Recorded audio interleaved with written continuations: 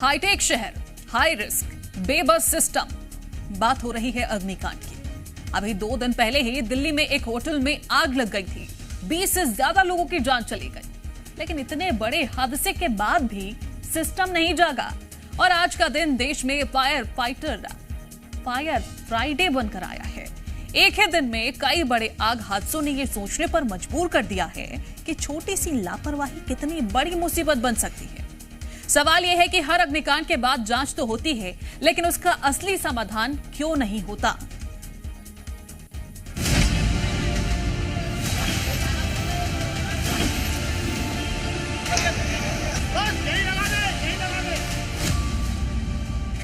नोएडा के सेक्टर 75 स्थित IVY county society में भीषण आग। नोएडा के सेक्टर 52 में एक पीजी में आग लगने से हड़कंप। इंदौर में ईवी स्कूटी शोरूम आग की लपटों में घिरा और भिवाड़ी में एक फैक्ट्री में भीषण आग ने अफरा तफरी मचा दी। दिल्ली के अग्निकांड के बाद उम्मीद थी कि फायर सेफ्टी को लेकर सख्ती बढ़ेगी, लेकिन लगातार सामने आ रही घटनाएं कई सवाल खड़े कर रही हैं।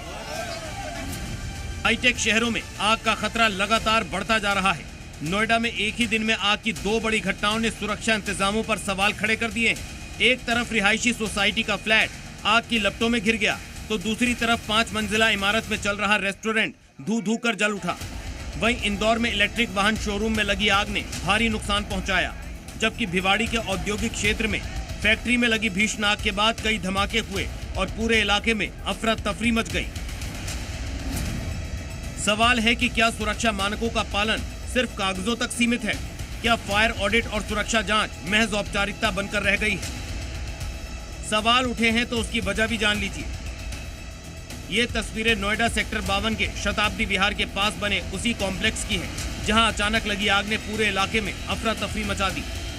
ग्राउंड फ्लोर पर चल रहे रेस्टोरेंट में फ्रीजर में शॉर्ट सर्किट हुआ और देखते ही देखते आग ने विकराल रूप ले लिया।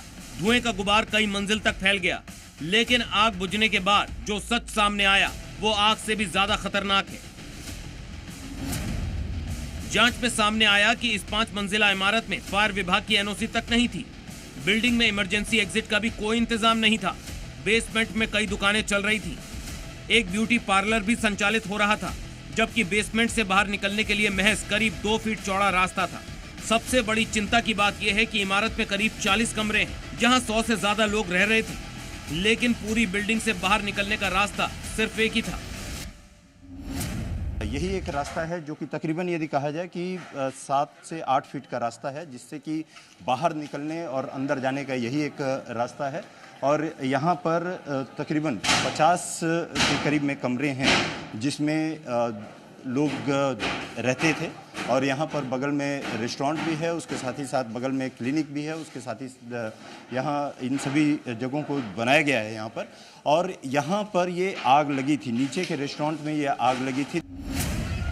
आगे के कहर की ये तस्वीरें नोएडा के सेक्टर 75 की है, जहां IVY काउंटी सोसाइटी में उस वक्त अफरा तफरी मच गई जब टावर A की 12वीं मंजिल पर बने एक फ्लैट में अचानक भीषण आग लग गई। आग से उठता धुएं का गुबार दूर दूर तक दिखाई दिया, जिससे सोसाइटी के लोगों में दहशत फैल गई।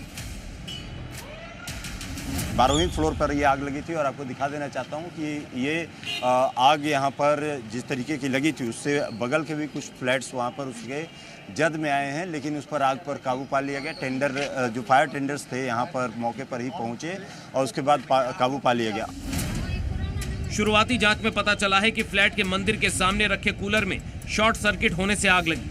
घटना सुबह करीब 7:30 बजे की बताई जा रही है। सूचना मिलते ही दमकल विभाग की टीम मौके पर पहुंची और कड़ी मशक्कत के बाद आग पर काबू पा लिया गया। नोएडा में आग कैसे लगी, ये जांच हो रही है। जांच दिल्ली के मालवीय नगर में भी हो रही है। FSL और फॉरेंसिक की टीम मौके पर है और ये पता लगाने में जुटी है कि आखिर 21 बेगुनाहों की मौत कैसे हुई।